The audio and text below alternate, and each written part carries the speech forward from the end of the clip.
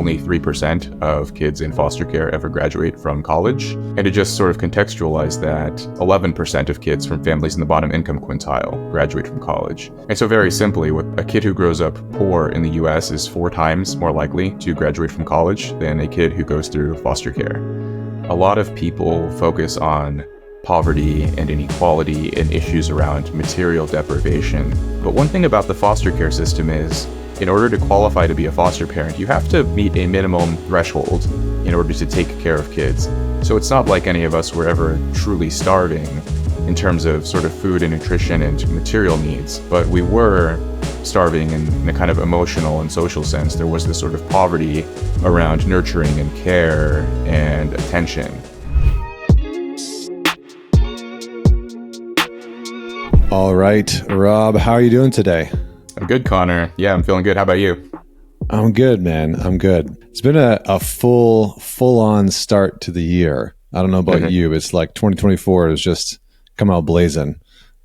So nothing to complain about, but how have things been going as you lead up to your book launch? Because I did this last year and it was a wild and crazy ride, and I'm always curious about other authors' experiences. Oh, that's right. So your book came out early in the year too. There is something interesting about it. You sort of start the year and this book is about to be released, and so that just adds a bit more, I guess, excitement and pressure to the new year. I mean, overall, it's been fine. It's been sort of 5 years in the making writing this book, and so it's been scheduling podcasts and speaking with people and setting up people who would like to review it or discuss it in some kind of medium. But yeah, man, I was, at the moment, I'm a little bit irritated because I was supposed to do a kind of a mini book tour in New York and San Francisco, possibly in LA as well, and sort of see where things go from there. But literally every single major bookstore in New York and San Francisco declined any willingness to host me. They were just unwilling to allow me to speak about my book at their stores, which I was pretty surprised by. I'm not like, I get that I'm not like this sort of A-list rock star author, but I have a pretty decent sized audience, 140,000 on Twitter, 50,000 on Substack. And, the book has been blurbed and praised by people sort of across the political spectrum. But maybe some of the people who blurbed it, people are, the people who run bookstores are less than impressed by, or, unhappy with. One of the people who blurbed it was Jordan Peterson, who can be a polarizing figure. But the book itself is not really political. It's not really contentious in any way, but I think it does speak to a lot of issues that a lot of young men struggle with, and a lot of the sort of difficulties in my life and a lot of my friends' lives. So, that's just the sort of time we're living in, where everything gets sort of categorized into a box, and if you don't fit into a certain box, they don't want you. And yeah, that's just kind of how things are right now. Yeah, it's interesting because, well, first and foremost, I just got to say, for people that are out there listening, I couldn't stop reading your book. Like I read a lot, and sometimes I find that it's hard to like catch me in on a book, like where I'm just kind of like slogging through something, or, I'm reading it for like personal development purposes or like whatever it is. And I started reading your book. I was flying back from Edmonton. My mom is in the final stages of her life. She's been battling cancer for a couple of years now, and most of her treatments have stopped working. And so I went home to go and be with her and just spend some time with her. And I was looking ahead at all the podcasts and the interviews that I had coming up, and I started to do research, and I knew that you and I were going to connect. And so I opened up the book on my laptop because I had the PDF of it, and I started reading through, and all of a sudden I find myself like 125 pages in on the flight back. And I was like, holy shit, like I'm crushing through this book.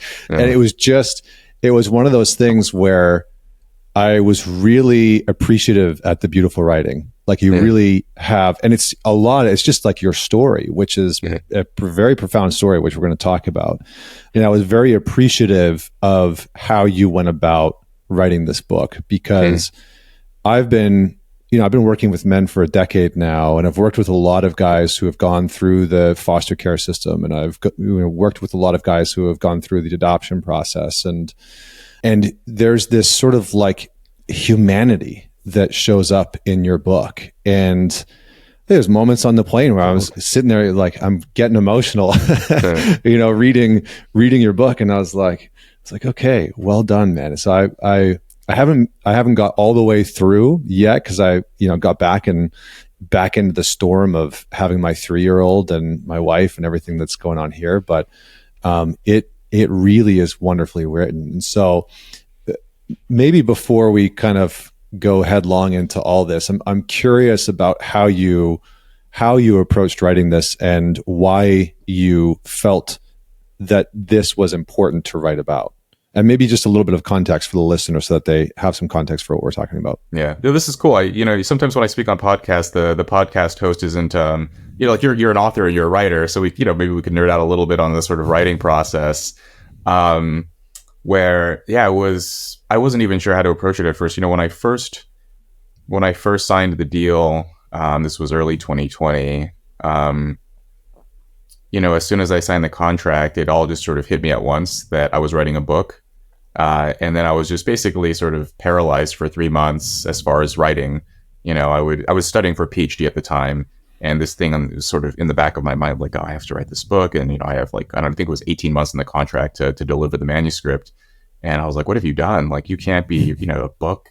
I've written articles and posts and newsletters, and these are, 800 words, 1,000 words, kind of one-off sort of articles. But the idea of writing like an 80,000 word book was just really daunting.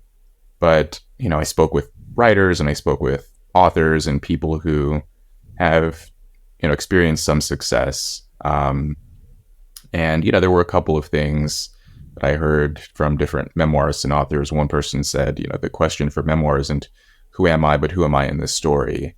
And for some reason that unlocked something in me where, initially I was like, oh, I'm going to sit down and give this retrospective account of my experiences growing up in foster homes in LA and this sort of weird, windy path to, through the military, enlisting in the Air Force and then higher education and some of the lessons I learned. But then when I, heard that line about, who am I in this story, I realized like, oh, the best thing for me to do here would be to actually tell the story from the perspective of myself at that age, what it's like to be 7 years old in a foster home, what it's like to be, a teenager living in this kind of working class, kind of tumultuous environment with a lot of sort of poverty and squalor and people making bad decisions and getting into trouble and, all this stuff with my friends. And the other thing was, the other piece of advice I heard was, don't try to tell a story, just tell the story.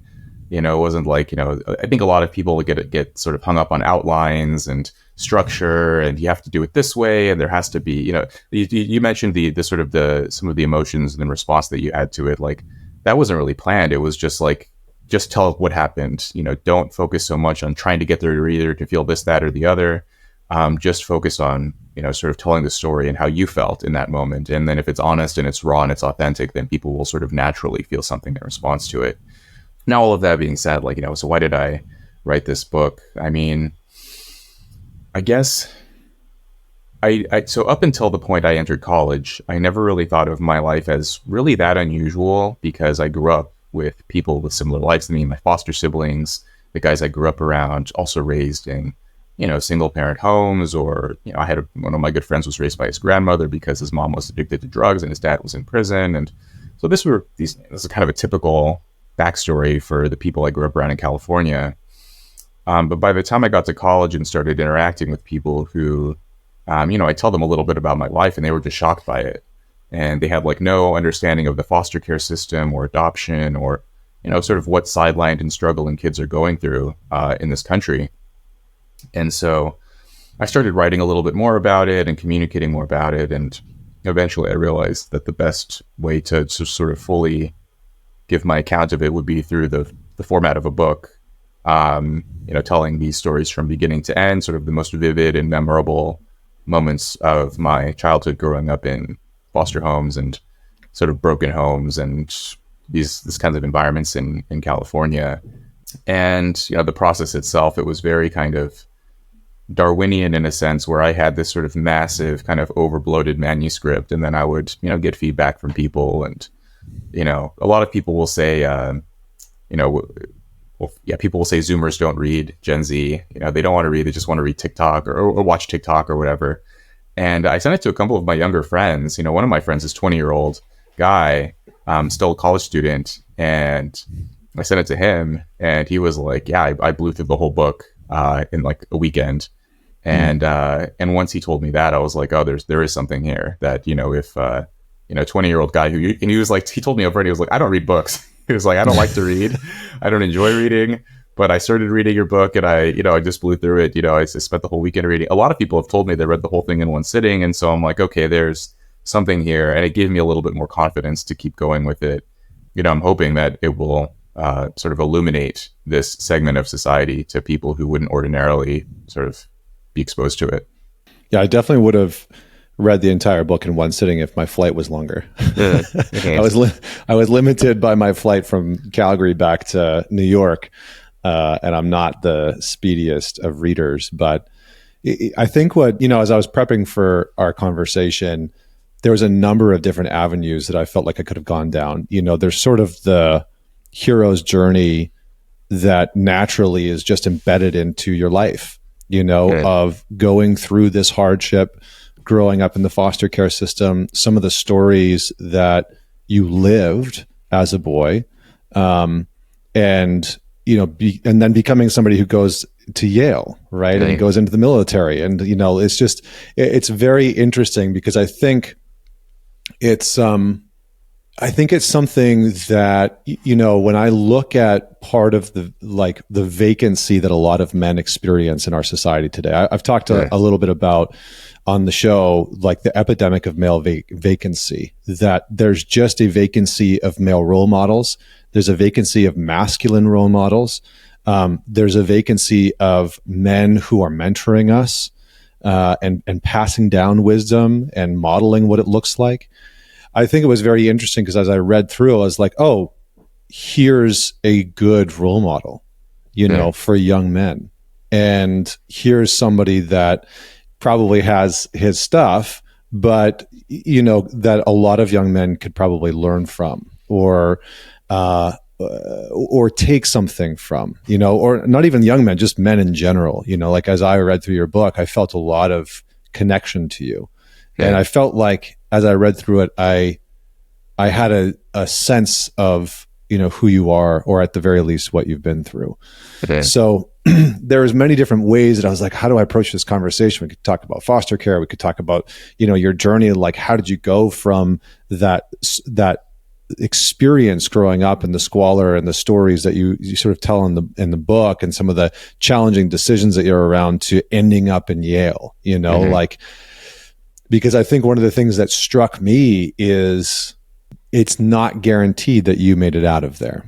Mm. And I felt that way in my own life. One of the things that I wrote about in my book, and one of the things that I've talked about openly, is like, I didn't think I was going to make it to 40. I genuinely didn't. And so sometimes I'm astonished that I'm, here and doing what I'm doing and have a family and a son. And it's like, it's overwhelming sometimes at the beauty of all of that. So all that's to say, we're probably going to go down a couple of those paths. Yeah. And where I'd like to begin is maybe just giving the listener a little bit of an insight into what the foster care system is like. And I'm just going to give a couple pieces that I think I pulled from your book, which is 3/4 of foster kids spend at least 2 years in foster care.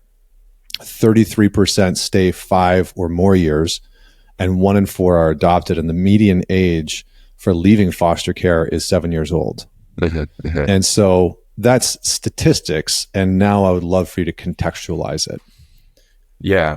I mean, it was reviewing the research. I mean, the book is, it's primarily a firsthand account of my experiences, but, I did a PhD in psychology. I'm pretty good at sort of reading the academic peer-reviewed research and sort of, experiences in unstable environments and sort of the environmental effects of behavior later and personality and all those kinds of things. So, I figured it was important to go into the statistics as well and sort of communicate those findings.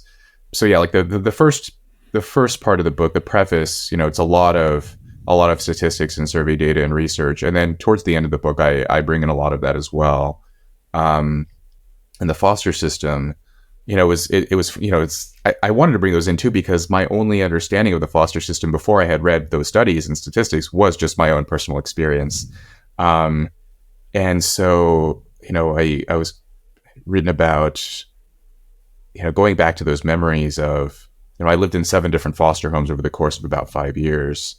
Um, and it was, my mother, my birth mother, she and I were, when I was a baby, we were homeless for a time. We lived in a car. Eventually, we settled into this slum apartment in LA. Um, I never met my father. She didn't know who my father was either. She was later, my mother was questioned by forensic psychologists and social workers and so on, asking, where's this, who's his father? And because she was unable to care for me because she was so heavily addicted to drugs, and she said she didn't even know.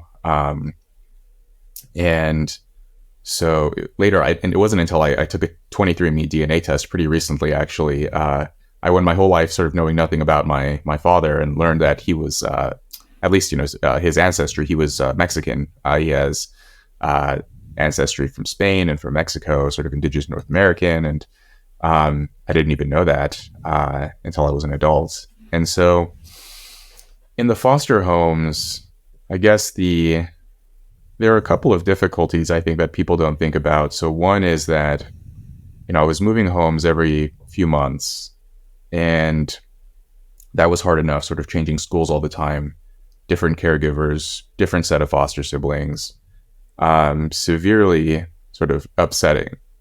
I mean, I was 3 years old when I entered the system, so 3-year-olds are already a little bit, they're clearly undeveloped, but they're sort of not emotionally wired or prepared for that level of extreme uncertainty. And so it was really hard at first. The first, when the social worker came and took me from my mother, that was extremely upsetting. And then when I had to leave the first home to go to the second home, that was extremely difficult. But then by the third home, the fourth home, the fifth home, suddenly like my emotions just completely shut off.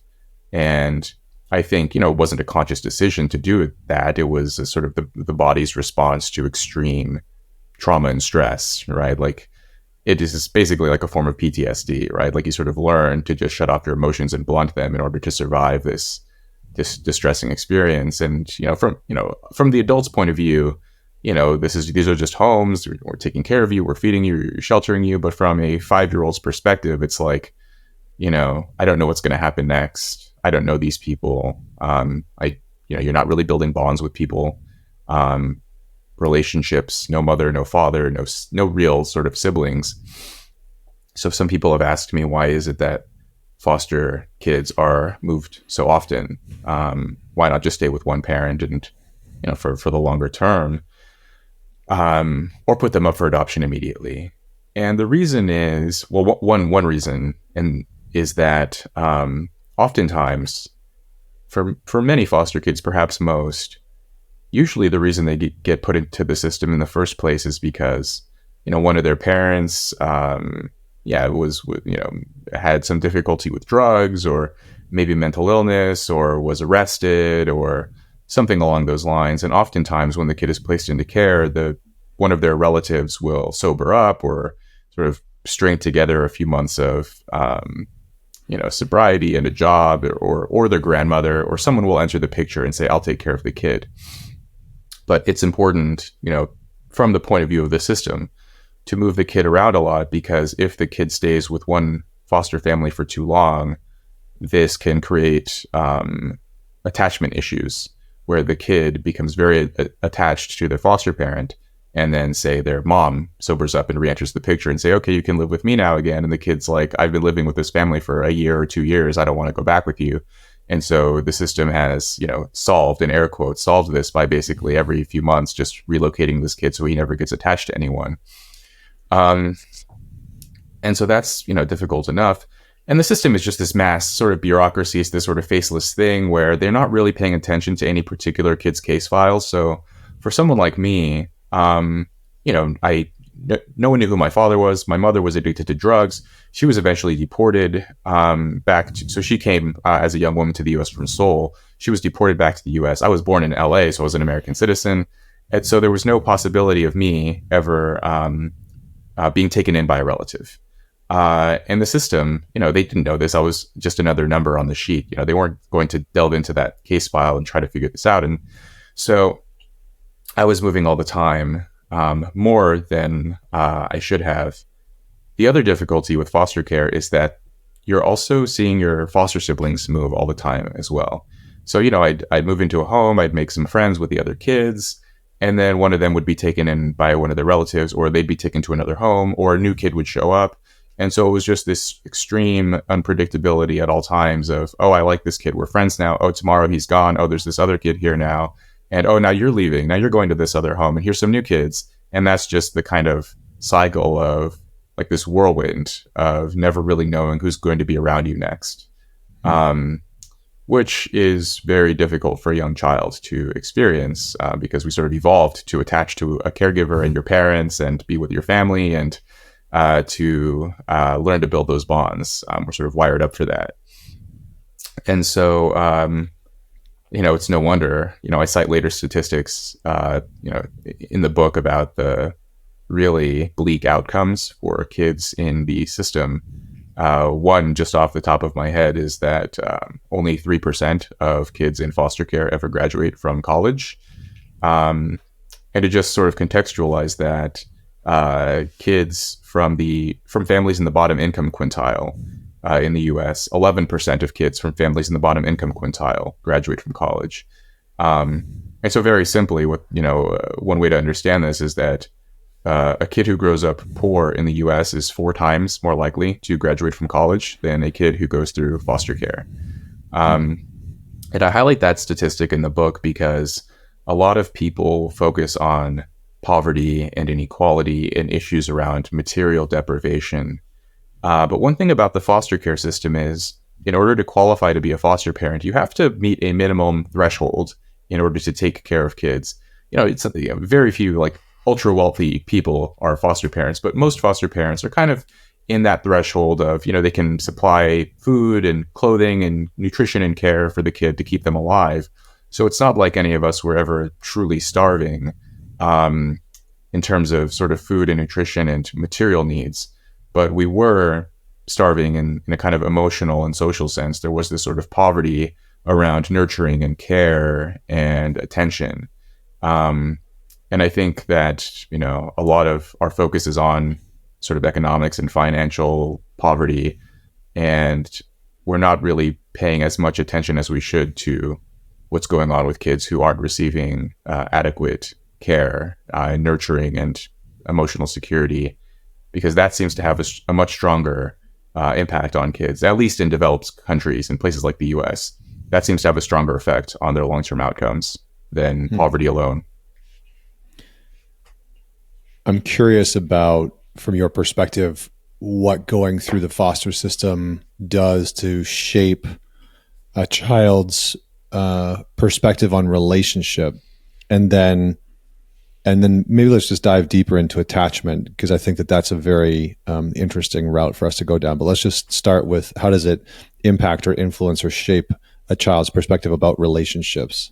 So the research in developmental psychology indicates that, usually within the first sort of 5 to 7 years of life, those are, what they call a critical period, this important developmental window of learning to attach to a primary caregiver, usually the mother, sometimes it's the father, but it has to be sort of someone in order for a child to sort of develop properly, because that becomes a template for how they treat all of their future relationships.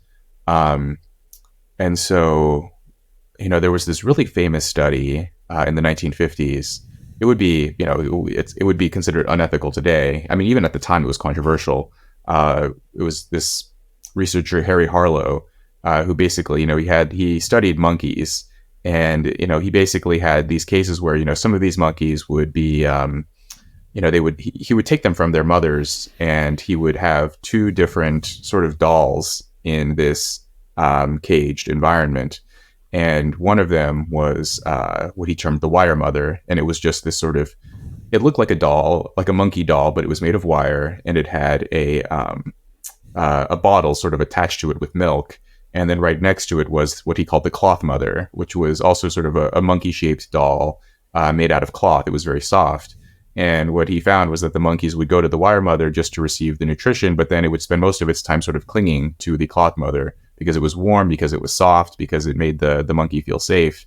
And this overturned some of the theories that a lot of researchers and psychologists had at the time, that the only reason that kids attach to their mothers is because the mothers have milk, and they're just seeking sustenance and survival and calories, and that's what sort of leads to the attachment. But that research from Harry Harlow, that was one of the studies that indicated that actually no, it's like literally physically attached. That's an important part of it. That sort of physical touch, that tactile feeling, increases the sense of security. So foster kids aren't really getting that for a variety of reasons. I mean, some of the homes I was in had upwards of 8 or 10 kids living in them. A lot of the parents too. I mean, this is another thing that people don't really understand about foster care is like, probably most foster parents who do it get into it with the sort of best of intentions. Not all of them, but I would, probably most of them. But it can be, it's not going to be as hard on them as it is on the kids for obvious reasons, but it's still difficult for them because they're taking care of a kid, and if they invest in that kid and then they see the kid go away, that's extremely hard for them to watch that kid go. So if they build a deep emotional bond with the kid and really sort of fully express their love and their care and attention, um, it's very difficult to see the child taken from them. And so a lot of foster parents will sort of withhold that. They'll be nice, they'll be sort of cordial or polite, but they're not really going to invest as a sort, for their own sort of reasons to protect themselves from that pain. And so, at least in my case, and I saw this with some of my foster siblings and some of my other friends too, even my friends who weren't in foster care, but they just lived through, a lot of sort of single parent homes, or their mom had a series of boyfriends, and, they'd grow attached to one of them, and it would be their dad for a while, but then he would leave. And, so also these situations where they would try to attach and it just wasn't working, you start to think of, especially in the sort of romantic realm, just thinking in very transactional, cold terms. It's very hard to like truly experience love for someone, to really care for them and invest in them deeply. With friends, probably the same to some extent. They're sort of eyeing other people with suspicion, or second guessing their motives, or not really being able to fully trust anyone. And this is just the result of like basic neglect. I mean, there are like cases of severe abuse and all of these kinds of things, and those probably amplify a lot of the symptoms I'm describing. But in my case, for better or worse, it was just neglect, and it was really difficult for me to like fully involve myself in relationships and to really take the perspective of other people as well. I was young men tend to be a little bit selfish anyway in relationships, but for me, it was really amplified of just like not really taking the girls I was dating seriously. And I mean, it's really funny because there's all this, this is a whole other rabbit hole, but there's all this discussion around relationships and why are people having difficulty and why are people having relationships, and there's the sex recession, blah, blah, blah. No one wants to look at like what happened to the breakdown of the family and like Right. what happened there about like, it affects men in its own way. Men kind of externalize it and basically become bigger jerks as a result of it. Women tend to internalize it and, engage in more sort of self-harm or self-blame, where it expresses itself in anxiety and depression. And, it's like, of course, we're having all of these sort of mental health crises and symptoms, and no one wants to look at, well, we're having sort of the kinds of families that kids grow up in now are much different than they used to be. And, people want freedom. They want to be able to do what they want, but of course it's going to have a cost. And often the cost is sort of paid by innocent kids who had no say in it. And so, yeah, relationships, it basically damages the ability to form good ones. As an adult, I mean, once I realized this about myself and, was consciously able to think about it, I was able to, in my behavior, like act like a good person and be a good boyfriend or a good friend or son or whatever. But inside, I think it's always a little bit hard to like truly feel the associated emotions that most people would feel for that, even for something like love. It's still, I understand it, but as far as like feeling it, it took me a long time to like really understand and to like access that feeling. Yeah, I think, as I was reading through your stories of going from one foster home to another. I remember, I don't remember what her name is, but the woman who had you cleaning a bunch. Oh, I think Mrs. she had a parrot. Martinez. Yeah. Mrs. Martinez. Yeah, she had like a bird, I think. She had a parrot. She had a parrot. Yeah, She was, I remember reading that and I was like, man, I know exactly who that woman is. Like I've definitely, like, as soon as you started describing it, I actually, my neighbor growing up was a woman that was just like that. You know, she'd had me like cut her lawn and shovel her sidewalk, and I'd get like $2 or something like that. And yeah. she had a freaking parrot inside, and I was always weirded out by the bird. I was like, why do you have this thing? Like, you know, Yeah. as a There's just kid, a it little just bit seemed, yeah, kooky. as a kid, it just seems super strange. I was like, this is super weird. And it always felt like a little off. But, you know, as I was reading through your journeys through these different foster homes, what really was hitting me was, man, like, what did this do to your attachment style? You know, and it got me curious and sort of wondering about if there's been any studies or research on, you know, predominant attachment styles within children who are adopted or who are foster children. And so I don't know if you have anything on that or if it's just like a guess, but I'd be interested in that. Yeah, I mean, you know, just very so on that specific point, I'm not really my strong suspicion, and this is just a guess, right, is that there would probably be someone who lived through the foster system or any kind of just chaotic early life experience. Um, you know, they probably have a higher, so much lower levels of secure attachment in general, right? So there's the kind of different styles of attachment. There's the so securely attached, right, where you're just able to build a bond with someone and trust them and so on.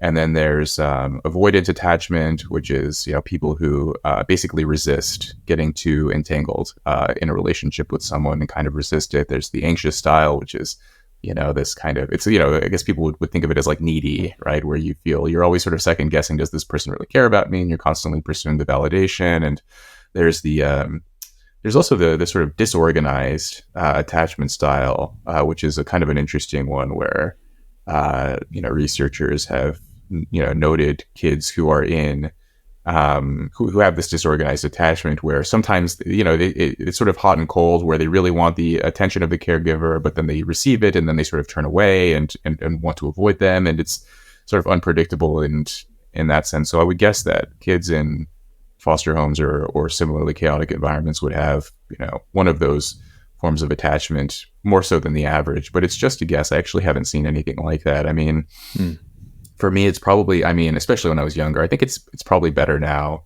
Was probably more avoidant where, you know, I was really not, I mean, I talk about at least one of my relationships in the book. You know, I was dating this girl, you know, and she, you know, she was just fed up with me, you know, like she'd ask me personal questions and I would just blow her off, or I just wouldn't take her seriously. She'd come over to my apartment and we'd hang out, and then I'd just like get drunk and fall asleep and, you know, whatever, like just ignore her. She broke up with me, and as soon as she walked out the door, I just blocked her on everything. She texted me. She left, texted me saying something about like, maybe we can talk about this, something. And I was like, you know, if we're done, we're done. And I just blocked her, deleted her, everything. We haven't talked since. You know, and to me, that was a perfectly reasonable thing to do. Like in hindsight, it was like, like what, like, you know, but, you know, I don't know how old I was then, 23 or something, 24. And that was a perfectly reasonable response to, you know, someone who was fed up for good reason and still managed to try to like reach out and say like, you know, let's communicate. And I'm like, you know, I'm not interested. And that was like pretty, you know, typical, the kind of behavior I had towards women, towards relationships. And that was basically kind of a lesson that I had learned through my experiences in the homes, through my, you know, I was later adopted, but there was like a series of divorces and separations. And I lived in, you know, more homes later too. My senior year of high school, I moved out and moved in with my friend and his dad, and his, you know, he was like kind of a father figure to us, but he had been married and divorced 5 times, like, you know, and so that was the kind of guy he was. And so these were just like the lessons I learned along the way. You know, these were not good lessons around relationships, where, you know, it was just that people are replaceable. You know, don't invest yourself too much in anyone, and relationships could end at a moment's notice. So, you know, don't invest yourself too much. Don't sweat it. And, you know, this was also like, you know, the period in the culture of like, you know, this was the late 2000s or early 2010s, and it was just kind of pre-Tinder and pre all of that stuff. So I'm almost like, if this stuff had, been, if I entered that age later, it might have been even worse. Just like all the hookup apps and everything, because like my friends and I, we still had to like go out to bars and like go out and like meet girls, and it was still, it was like getting rejected more often than not. But I would still, I would still sometimes get into relationships or meet girls who were interested in me, and yeah, I would just treat them terribly, and my friends would do the same, and fortunately, I didn't, there were no kids or anything, but, I have friends who, I have one friend who has two different kids with two different women and doesn't talk to any of them. Um, and yeah, that's like a very common outcome for men who are raised in that environment, is just, even if consciously something is wrong, it's just like, this is what I know, this is what I observed growing up, this just feels like, the convenient, easy thing to do. And it wasn't until, later that I realized, like, this is not the right way to treat people. And even if it is the convenient thing to do or the easy thing to do, it doesn't make it right. And yeah, it wasn't until, I learned that lesson later than I should have. Yeah, it's, I was definitely avoidant as well. I'll just throw my hat into that ring. But I remember as I was reading through it, I was thinking to myself, like, this must at some level create a disorganized attachment style, like that much moving around, and that much, and I'm not saying you personally, but just like for foster kids in general, that much like moving around and like creating these little attachments to people, whether it was friends, other foster kids, like your friends at school, or, the foster parents. And it's just like, that's such a hard thing to go through. Like I see my son is about to turn 3. Same. And I think about him entering into the foster care system. I kind of like, I had a long drive back from the airport. And so I was thinking, like, what would that be like for him? Or what would that have been like for me?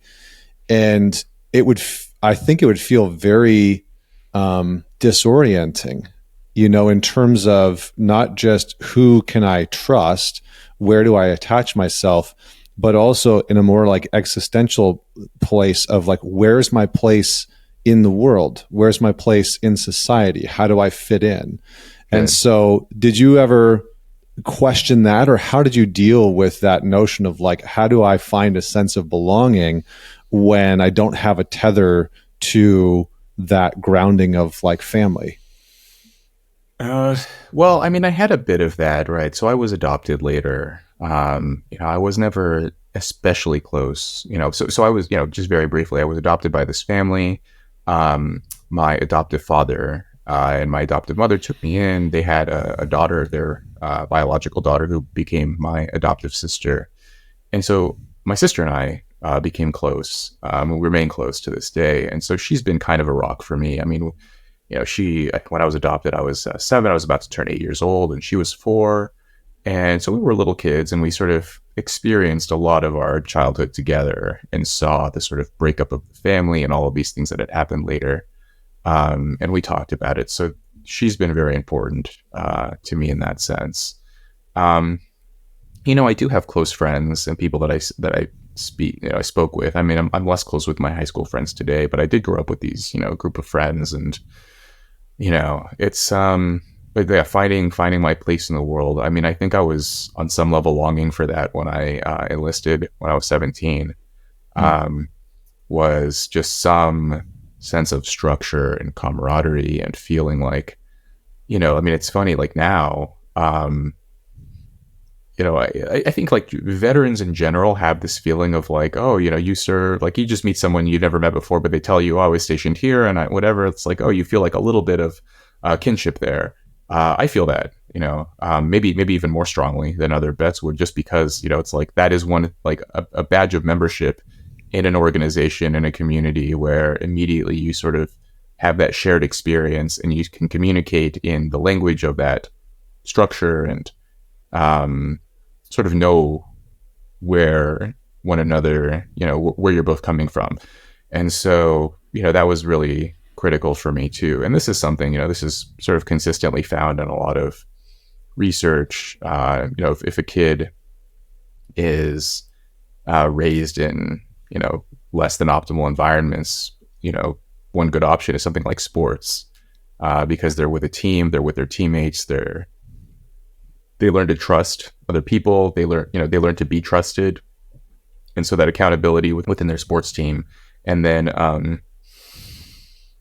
yeah, the military served that purpose for me too, and so that was really important. And I was in for 8 years, and so I think that was it's funny. Like sometimes I'll talk to people and they say, when I read about the chapters in your book when you were a kid or when you were a teenager, and then I see who you are now, it's very it's like hard to make that full connection. And the way I explain it is like in the book, I write about the military, but you can only tell the same story so many times. So I just sort of focus on the highlights of that period of my life. But it was 8 years. It was like, I needed all 8 of those years in that structured environment in order to build good habits and sort of transform my character and learn how to be a fully functioning adult. And so, yeah, I credit a lot to the military structure. I know there's criticisms and there's, weird things going on. But when I was in from 2007 to 2015, I mean, that was a really, I'm glad I was in during the time I was in. I'm glad I'm not in anymore. But, during that time, it was really important for me. Yeah, I think that was one of the things that I was wondering about was like, how did you develop discipline, and how did you, for lack of a better term, like not repair maybe, but build trust with other men? Because one of the things, as you were talking, I remembered what got me emotional was the story of you being adopted by the family and then them separating and your adopted father not wanting to see you anymore. And it was, or, choosing to just be with his biological daughter. And I was like, man, what a tumultuous position to be put in as a kid. Yeah. And I couldn't help but overlay my own personal life and the work that I've done with so many men, and found myself being like really angry at that guy. Yeah. I don't know if, I don't know what your personal experience has been like with that, but I was like, man, like just that, it felt devastating to read, like I felt really, I felt a lot for you. And I think there's probably my own projection in that because of my own life. But how did you go about maintaining trust in men? Because it sounded like that relationship, and maybe I'm reading into it, maybe I'm off base, but it sounded like that relationship was meaningful, where you're like, oh, I'm being taken in, and here's this father figure that I know every boy craves, right? Every boy wants to have a father figure that he can look up to. And, the trips you going, in the truck with him and going on those, on drives. And I was just like, that must have been brutal. And so can you just speak to that a little bit? Yeah, I mean, so in the foster homes, it was usually a woman. Well, in my case, it was every single home that I can recall, it was a woman who was basically the primary caregiver. And so when I was adopted, my adoptive parents welcomed me to call them mom and dad. They wanted me to use those terms, and so I was, like when I fully internalized and accepted, like, oh wow, I have a mom and I have a dad, and like, yeah, hanging out with my dad. He was a truck driver, and so yeah, we go on these long haul rides to Montana from California. We go back across the country and spent time together, and eventually he and my adoptive mother split up when I was 9, and it's about a year and a half of basically this very sort of traditional intact family, and then it just broke apart, and that was hard enough. And initially it was my sister and I would go back and forth. We'd stay 1 week with our mom and then with our dad, and then eventually my adoptive mom, she he didn't even tell me this, it was my adoptive mom who sat me down and was like, yeah, he's not, he doesn't want you to come this week. And eventually I learned there was like a custody battle between them, because my adoption it hadn't yet finalized. I think it takes like 2 years to fully finalize an adoption process, and there was a bit of a dispute. But then eventually he was just so angry at her for leaving him, for divorcing him, that he just completely cut off contact with me because he knew it was a way to retaliate at her. And this was just, yeah, it was really devastating. It was hard. After never knowing my birth father, then all the foster homes, and then, yeah, and then suddenly my adoptive father, cutting off contact. It was, yeah. And so, I basically withdrew into the same activities that a lot of boys without fathers get into, which is, I was 9 years old, getting into trouble with my other 9-year-old friends and who also didn't have dads around. I mean, that was very common in the neighborhood I grew up in. I mean, like this is basically common regardless of, state or place or ethnicity or anything. Like in America now, basically people in sort of blue collar, working class or poor areas, it's more common than not that kids don't have their dad around. Um, at this point, I cite this statistic in my book about how in 1960, 95% of American kids, regardless of social class, were raised by both of their birth parents. And by 2005, for upper class Americans, it had dipped slightly to 85%. So it was 95%, dropped to 85%. But for working class families, blue collar families, basically people without college degrees who were kind of blue collar jobs, it was 95% in 1960 and it plummeted to 30% by 2005. And today it's probably even lower, honestly. But, I had 5 close friends growing up. And yeah, the town I grew up in Northern California. So after I was adopted, we settled into this dusty kind of, impoverished area of Northern California called Red Bluff. And it was primarily a white and Hispanic area. But it was, people were very poor. It's one of the poorest counties in the state. And so, yeah, I had, my little friends and I would go out and smoke weed or try to find beer or, like try to see how many cough medicine pills we could take before we started to feel funny. Like it was Benadryl is the prequel to fucking Benadryl in college dorms. Yeah.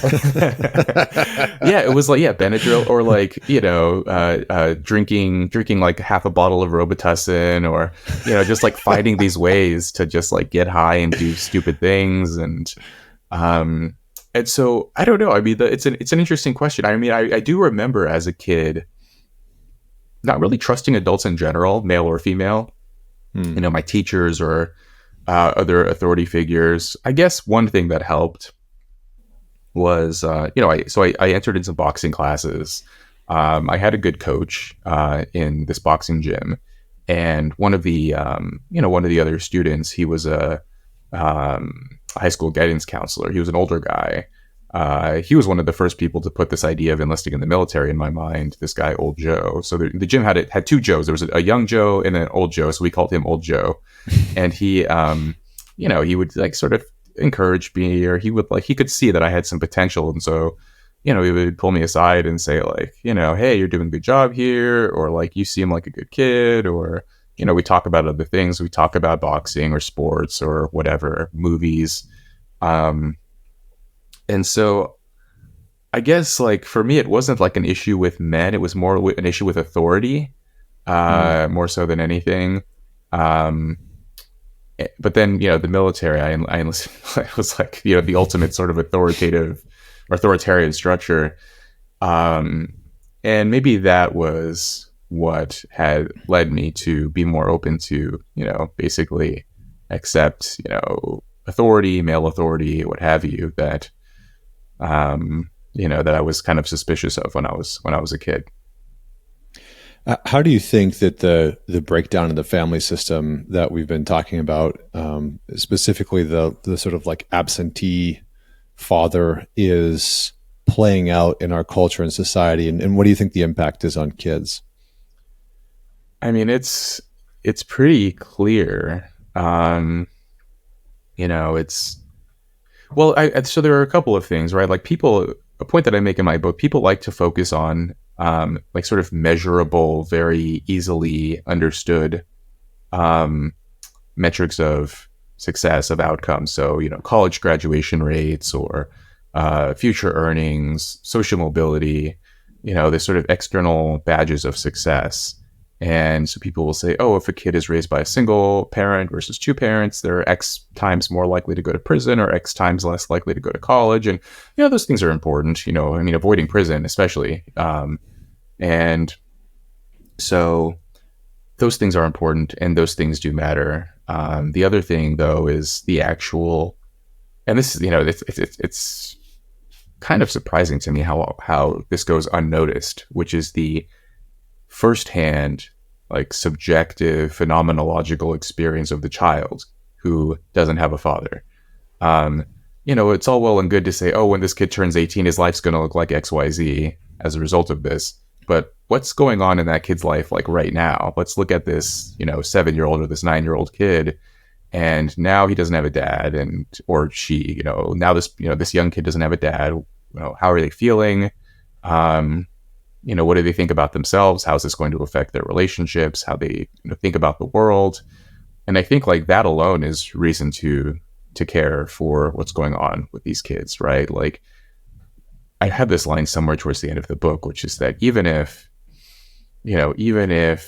childhood instability had zero impact on education rates or incarceration rates or anything, a good, stable, secure home for a child is a good in itself, right? Like if if someone shows you an infant and says, somehow we calculated with, statistical certainty that this kid's going to grow up and, live this kind of life as an adult, they're going to, go to prison or work a menial job, or they're just not going to be especially successful in a conventional sense. Does it still matter how that kid is raised right now? Does it still matter whether this infant has a mother and a father and someone to care for them and to look out for them and have their best interests in mind when they're a child? And if the answer is yes, then maybe we should be thinking about things other than what happens after 18 and focus more on what happens in a kid's life before age 18. And so, yeah, it's, the breakdown of the family is, that's like a theme that sort of pops up periodically in my book. Because again, I had probably a bit more of a tumultuous life than the friends that I write about that I grew up with. But they kind of came from garden variety broken homes, single moms or single dad, or raised by a grandmother or an aunt.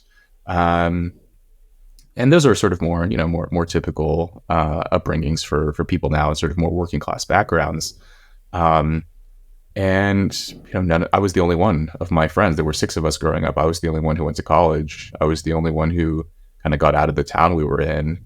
The others, I had 2 friends who went to prison. I had one friend who was shot to death. I have, the other friends. One did join the military, and his life's going okay now. But the statistical outcomes are very bleak for boys. The other thing is like there's also this kind of interesting sex difference in terms of the impact on future success. So what's really interesting is that young boys seem to be more sensitive to, what researchers call environmental inputs than young girls. And environmental inputs are essentially like nurturing, care, stable parental structure. Boys seem to be more affected by things like divorce or being raised by a single mom. And so on. And this manifests itself through, likelihood of getting into trouble at school, detention rates, low grades, lower graduation rates. What's really interesting, so if you look at just by socioeconomic status, if you look at boys and girls who are raised in, we'll just say rich families, girls still actually graduate and go on to attend college at slightly higher rates than boys within rich families. But when you look at poor families, the girls are way more likely to do well in school than the boys. The boys, like when they're raised in very sort of poor and impoverished and dysfunctional environments, like their school performance suffers dramatically more compared to the girls. And so when I read those studies, I thought back to my own experiences and did realize like I knew girls, at my high school who were also in kind of messed up, dysfunctional environments. And some of them, there was teen pregnancy and all these kinds of things. They had a lot of difficulties, but I did notice more of the girls did actually go on to go to college. They did tend to study more, get good grades. Like they were more academically inclined than the boys were.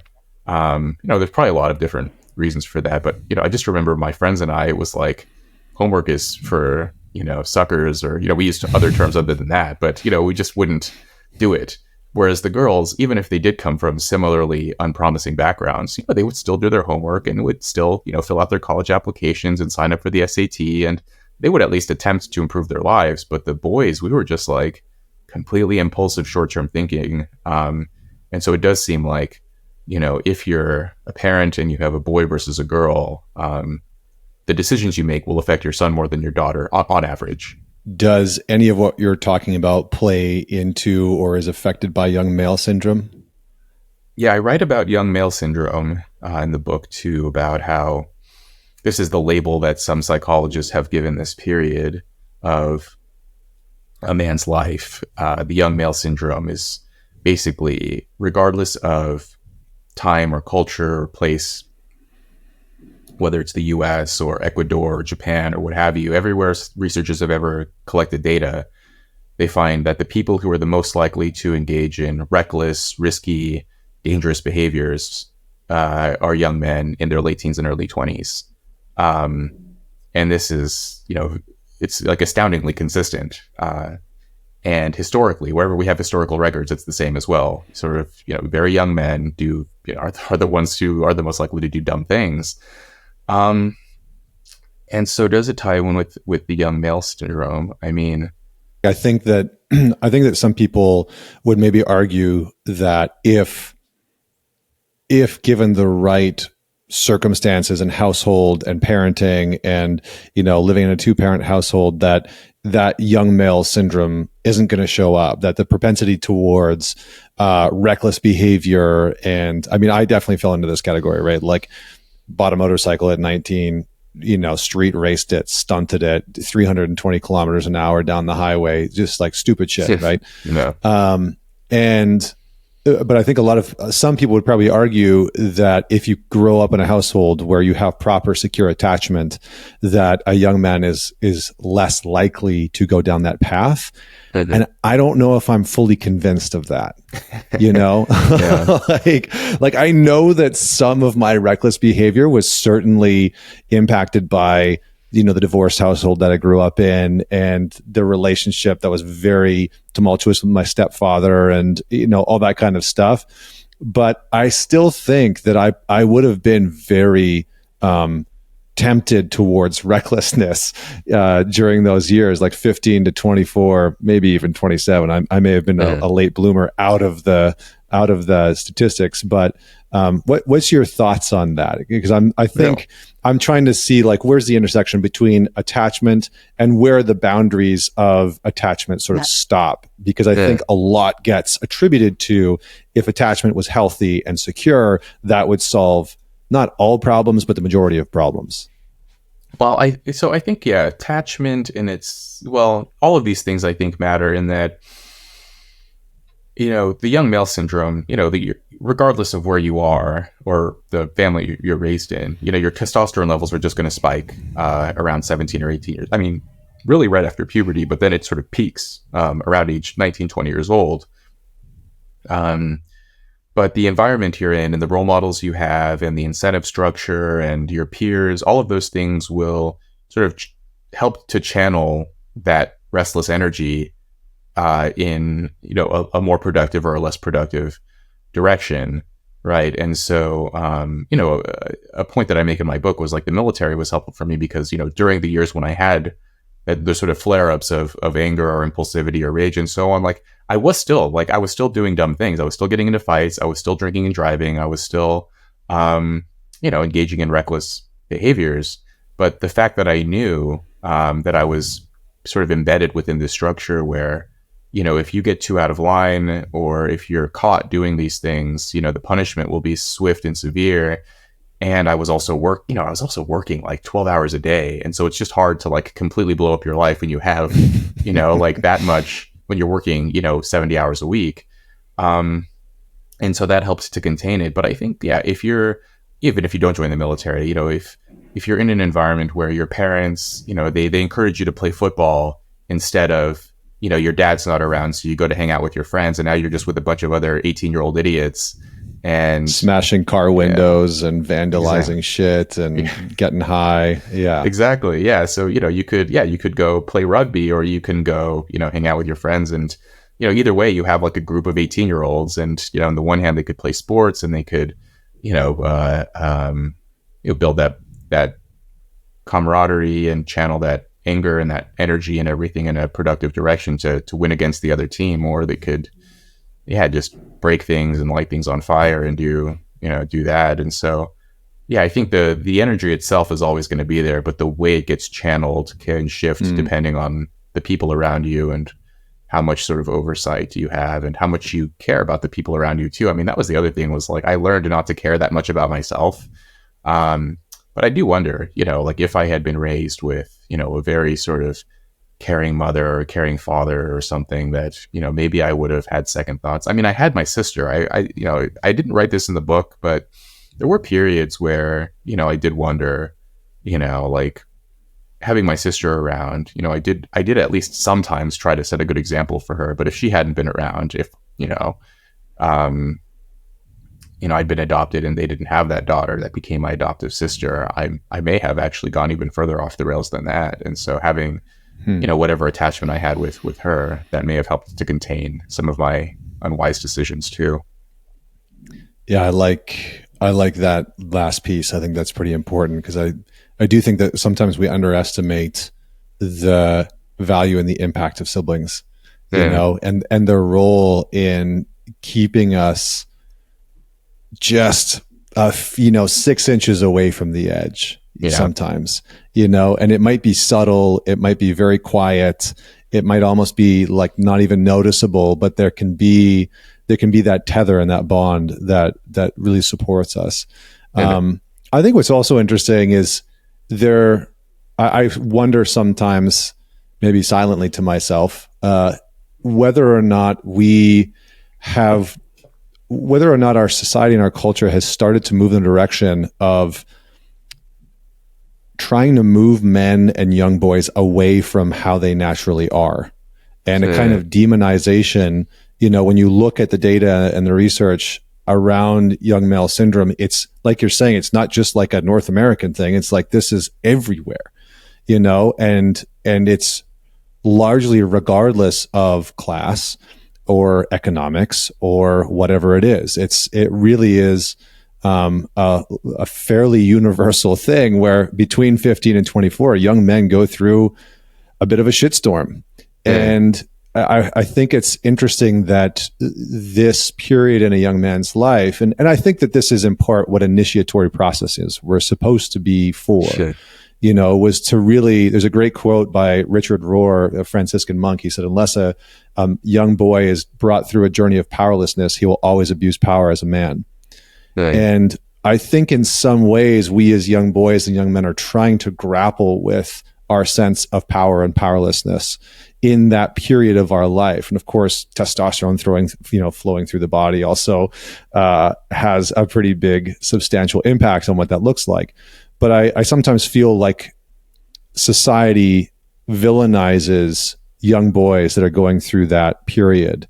And it's yeah, almost like we are attempting to sedate young men in our culture today out of that experience, which I think can be incredibly valuable.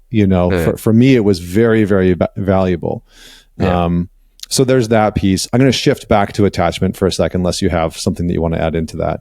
No, I mean, yeah, I think that's right. I mean, it's funny, we have this um, almost like this duplicitous approach to young males, where on the one hand there is a lot of kind of stigmatization of the kind of natural behaviors that go along with being young and a little bit reckless and impulsive, but then on the other hand, it's there's a lot of sort of shaming for not manning up or not stepping up or not doing these things. And so it's we want to have sort of strong um men who step up to the plate, but then we don't want men to be too domineering. And it's like, but no one gives you a sort of checklist of like, here's how to be a man. And so you sort of get trapped. And then I think, yeah, and then the sedation thing is interesting too, where we are trying to, I think, yeah, like boys and young men, we try to sedate them or distract them or pacify them in some way. But then now, I mean, you may have seen some of the headlines and some of the reports on how the U.S. military is having these insane recruitment shortfalls, where each year it gets worse. Like fewer and fewer people are interested in joining, And yeah, I'm sure there's a variety of reasons for this, but surely one of them must be like, like why would anyone join, right? Like you sort of worn young men down, and now you're asking them to step up and join and defend this society that maybe doesn't always treat them the best, or doesn't always seem to want to understand their struggles and their challenges, in the way that they often seem to be interested in other people's. And so it's very odd. Mm. I'm glad that I sort of went through at a time where a lot of this stuff wasn't happening. I mean, 2007 seems like a lifetime ago. That was still a period, I think, it was two wars going on. It was, not that long after 9/11, and there was still this sort of patriotic fervor, and there was not the same kind of stigmatizing of young male behavior that exists today. Mm. But anyway, those are just my thoughts on that point. No, I think that's very accurate, and I think it also ties into one of the reasons why so few men are going to and graduating from college institutions today. That those institutions have, not that they're anti-men or anything as dramatic as that, but they're certainly not welcoming to men. Yeah. And I think, even I've had this conversation of going back to university or college to do a PhD in psychology or a master's. And I'm like, honestly, one of the factors that plays into it is like, I know that because of the company that I've built and the work that I do, like, I don't know how welcome I'm going to be there. And the research that I would want to be doing is in and around men, and, getting the funding around that could be challenging, and the commentary and the perspective. And it's just like, oh, like, I don't even think I want to enter into that, at all. Yeah. Which is, in a way is, I think, telling to where some of our institutions have gone. But I get when a lot of men are kind of like giving the middle finger to some of these institutions. If I was 19 years old and looking at a college institution, I'd be like, no, like, why the hell would I go there? That seems ridiculous, and I get it as well with the military. And I think on top of that, you have, just obesity rates that are just skyrocketing. And you have a lot of young men who aren't even eligible to go into the military because they're not in good enough shape. So no one wants to talk about health or fitness or, any of these things. I mean, it's weird. Like, we are spending a lot of time. I mean, it's weird to me that, like, there's all this attention paid to mental health, mental health crisis and anxiety and depression and all these things, which those are important things to address. Don't get me wrong. But almost no one seems to be talking about physical health, right? Like, it's very apparent, just observably apparent, that when you go around the country now, something's happened where a lot of young people just look very unhealthy and aren't taking care of themselves. And so it's like, here's some healthcare tips to, address mental health, but no one's telling you like how to address physical health and how to take care of yourself physically, because often those two things are intertwined, right? Like, if you feel better and you feel physically healthy, then you're just naturally going to, your mental health will sort of naturally improve. Not always, but, oftentimes. And it's just odd to me that that's also not a big part of the conversation. Yeah, I agree. I agree entirely. That's a whole other. We might have to have conversation number 2 on that front, because I feel like we were starting to pull at some strings, and I'm like, oh man, there's like another hour and a half right there. So maybe after your book launch is done and clear, we can pick this back up. But for sure, where I want to maybe finalize things is just circling back onto attachment. 2 pieces that we can close out on. Number 1 is, how do you think that things like dating apps are impacting our attachment as just a society and a culture? And 2, I'm going to put you on the spotlight. How did you work with your avoidant attachment style? Because I could tell, I could hear my audience being like, oh, how did he deal with that? Oh man, it's so okay. The dating app point, I guess I should just say, like, I'm not I'm not an expert in attachment theory. I have a PhD in psychology, and I'm like, sort of, I have a cursory familiarity with that research. But I just, if there are sort of like actual attachment experts, they're gonna, he got, he's not saying this right over the other. But just, I think I have like the basics down. But basically, the dating app thing, it's interesting. It's probably very useful for people who don't have secure attachment styles. I mean, I've written a couple of pieces about this, actually, sort of summarizing some of the research on dating app users. There was at least 2 studies now have looked at what are called the the dark triad personality traits, and the relationship between those traits and dating app users. And basically, so the dark triad, very quickly, it's narcissism, psychopathy, Machiavellianism, and these traits are associated with sort of selfishness, callousness, entitlement. These are, people are pretty familiar with, I think, narcissism, that sort of entitled self-importance, but Machiavellianism too, that sort of strategic duplicity, exploitativeness, these kinds of behaviors. And what researchers have found is that people who use the apps, and especially people who use the apps very heavily, they tend to score higher on the dark triad personality traits. They tend to have this sort of orientation toward other people as being more exploitative. They're more, heavy dating app users tend to score higher on what are called adversarial sexual beliefs, which is, basically the extent to which people agree with statements like, I think of sex as a game where one person wins and the other loses. And people who use the apps a lot tend to score higher on those things. And so I haven't seen questions on attachment itself and the apps. I'm sure someone must have done this by now. That seems like low-hanging fruit for a paper. But it's to me, it seems very likely that people with especially avoidant attachment behaviors would use this as a sort of a short-term hookup app of, you can sort of rack up the numbers. I know guys who are like this, who would use, they download every app on their phone and try to line up multiple dates in a single day and never call any of the women back again. So it's probably fueling this in very sort of unhealthy directions. And women too, I'm sure, women have also had sort of negative experiences. My sense for like the sort of like the stylized sort of narrative of how I think about the apps, and I'm sure there's sort of exceptions to some of this, but basically it seems like a lot of men who are high on the dark tribe will use these apps, maybe sleep with a lot of women. They tend to be very sort of charming, sort of superficially charismatic at first, until you get to know them and discover that actually they're not very kind people. But initially they may be able to attract large numbers of women, sleep with a lot of these women, never talk to them again. And the women feel sort of jaded and cynical as a result of these experiences with these men who, treat them, not so well.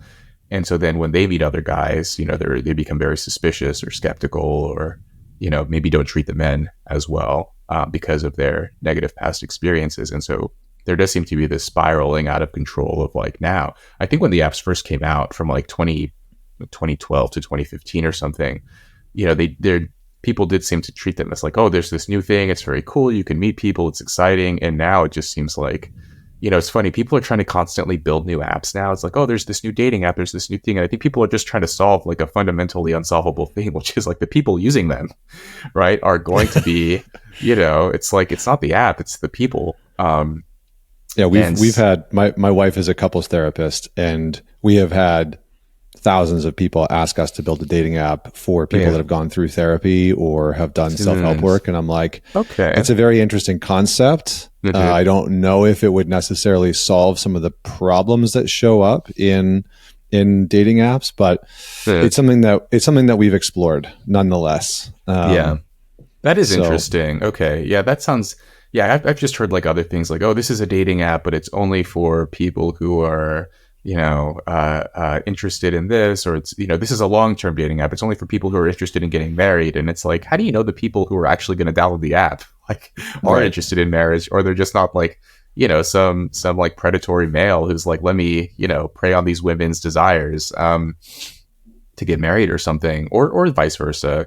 And so, anyway, so in my case, I mean, how have I dealt with, I think, it's one thing that I've learned is like, I think a lot of people believe that your beliefs and your emotions and your thoughts, those are what predict your behavior. Those are what give rise to behavior. But I find that often just as much the reverse is true, where how you act and behave sort of influences the way that you think about things, and they sort of shape your opinions. And, we tell a story, oh, I did X because, I behaved in this way because of, I believe in something.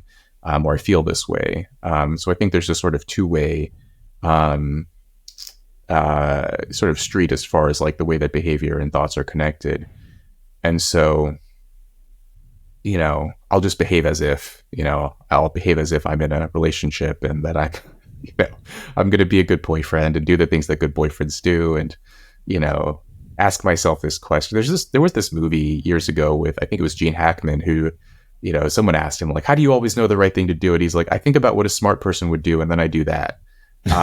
Which doesn't really make sense. But I think in the case of like, you know, for being in a relationship, what would a good husband do? You know, maybe I'm not one, but I'll at least like, what would a good, and I'll do that. And then, you know, you get 90% of the way there. Good boyfriend, good brother, good son. And so I just try to behave in that way. And I've done that now for, I don't know, 7 or 8 years, maybe longer now. And, no, I find that it works pretty well. Not always, but you know, because I do feel that sometimes, that feeling of like suffocation of like, I need space, I need to get away, I need to do something, I need to, and, you know, I think just being open and communicating about it is important too. But then also just like accepting that this is like a sort of a lingering thing, something that I grew up with. And I guess one thing that I have done right, for better or worse, I don't know it's how, but like basically, you know, every long-term relationship that I've ever been in, the women I've been in relationships with have actually come from good families. Maybe some part of me can kind of detect this and say like, oh, here's a person who had a good life, and you know, they'd be a good person to be in a relationship with. And I've learned to basically trust their instincts more than my own. You know, even if, you know, if we're speaking about something and they say we should do XYZ, I'll just like more often than not default to their judgment, because they actually had like a family and a good life and like kind of understand, you know, how relationships are supposed to look. And I don't. And so, you know, I'll just sort of, most of the time, not always, but most of the time, just sort of defer to their judgment and try to, you know, sort of listen to someone who has had secure attachments, and that works pretty well. I like that notion of almost like looking at what would a secure person do, you know, and starting to understand what that looks like, and then making decisions from that place. I think that, you know, it's a simple, actionable thing. But listen, man, this has been phenomenal. We could go forever and ever and ever. And I hope that we have many more conversations. I really thoroughly enjoyed your book. Everyone out there should go and get a copy of Troubled. It is phenomenal. We will have a link to that in the show notes. Anything else that you want people to know, or anywhere that you want them to go? I mean, they could follow me on Twitter at Rob K. Henderson, my Substack newsletter, robkhenderson.com. But yeah, otherwise, yeah, I'd be happy to chat again. This has been great. Thank you, Connor. Awesome, brother. Well, thank you so much. And for everybody that's out there listening, do not forget to man it forward and share this episode with somebody that you know will enjoy it, will benefit from it, and maybe will be challenged by it. So until next week, this is Connor Beaton signing off.